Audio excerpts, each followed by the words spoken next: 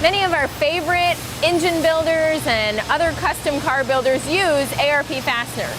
And we decided that after all this time of seeing them on so many really cool cars and really great engines, we wanted to know how they were made. So we came to Southern California to take a tour of their facility to learn how ARP makes all their fasteners.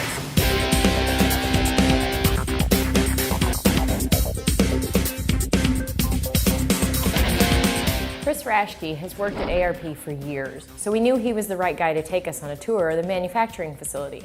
The first room that Chris took us to is filled with enormous, loud machines. So this is where the bolt process begins. So Chris, now we're in the world where I start getting excited. I love these big machines. I love watching them work. And what's impressive to me is this huge machine is making this little bitty bolt. So tell me what these machines are called first of all. These are bolt makers. They're cold formers. They take the raw coil, the raw material, they straighten the wire, and then through a series of heads, they shape the head onto the bolt. Okay, so in this room, you're actually, I guess, starting the formation of the bolt. Yes, this is the very beginning. You take the raw coil, and it starts to form the fastener or stud. I noticed the coils are different colors, sizes, textures. Is each machine doing a different shape and size of bolt or length, or what's the determination? Well, the main thing that's different about the machines is the size. There's 1/4 inch, 5/16, 3/8, half, 7/16, 5/8 cold formers here, cold headers. Okay. We use different wire size for different bolts. Right. The different colors of stuff that you see on the wire is the wire that's copper coated is probably a stainless or an A286. Okay.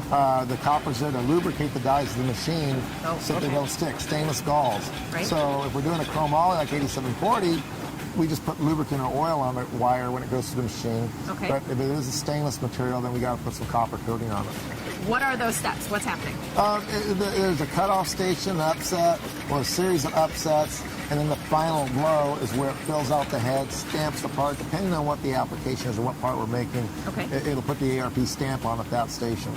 But we bring in the most highest quality seam defect-free material, so we're starting with a higher quality material than a commercial house is going to use. Okay. And then after we do the heading operations, we'll either age the material to the right hardness or we'll do a heat treat process. There's certain jobs that require a real constant inspection or spot check, but really once the machines are running, the employee should or the operator should have time to do a spot check every 50 or 100 parts or 500 parts depending on what they're making to make sure the tolerances are within our specs. Most commercial and aerospace houses don't hold the tolerance that we need to hold here for race car parts. For hot header, we do that process if we have a part that is very long, too long for to get into the cold header. We have about a 6-inch throat in the cold heading machines, and so we have an 8-inch part or a 10-inch part. We'll use the hot header, and hot heading is we do an induction heat on the head of the part, and then we put it in the machine, and in one operation, one hit, the press will come down and it'll shape whatever head. If it's a big balancer bolt like for an LS engine, or if we're broaching a broach into the end of the long stud, it all does that in one process, one hit. Next, the bolts are heat treated for optimum strength and durability. This is a heat treat facility. The material comes over, the headed parts come over from the heading shop, and they come in here and they get a heat treat or an aging process. Depends on what the job card calls out. How hot is the heat? It varies. We're cooking some stuff right now about 1550. Okay. And how long do they bake?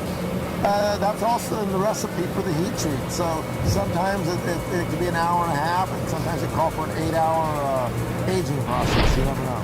Okay, and depending on the size of the bolt and the length and all that is also what determines how long they're in there and material. Okay. Yeah, different materials require different ways to process the heat in heat treat. All of our products are heat treated before thread roll. This is an LS1 dampener bolt. It's been hot headed. Okay. And it's a really big blank. Now it'll go into the furnace and start the heat treat process. Okay. Now what I know from those type of bolts from the factory, they're a one-time use bolt. Yeah, that'd be a torque yield fastener. Most of the cars today are manufactured torque yield fasteners. This part is reusable.